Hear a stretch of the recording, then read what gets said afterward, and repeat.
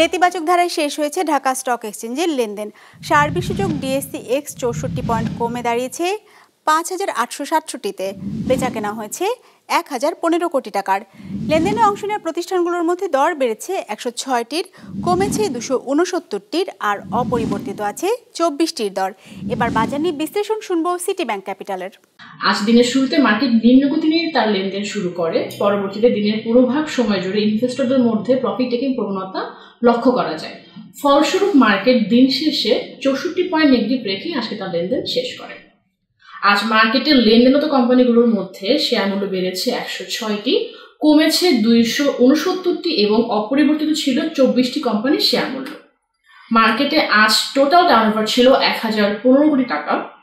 মার্কেটে গত সপ্তাহের এভারেজ টার্নওভার ছিল 834 কোটি টাকা এবং চলতি সপ্তাহে 3 দিনের এভারেজ টার্নওভার ছিল 1390 কোটি টাকার মতো। আজকে সবচেয়ে বেশি লেনদেন হয়েছে ব্র্যাক ব্যাংকের। আজ এদের প্রায় 53 কোটি টাকার মতো লেনদেন হয়েছে এবং দ্বিতীয়ত ছিল স্কয়ার ফার্মা। ইন্ডেক্স কমার জন্য আজ বেশি কন্ট্রিবিউশন ছিল ওয়ালটন হাইটেক লিমিটেড। গেইনার লিস্টে প্রথমে পাচ্ছি ন্যাশনাল লাইফ ইন্স্যুরেন্স এবং দ্বিতীয়তে পাচ্ছি প্রগতি লাইফ ইন্স্যুরেন্স।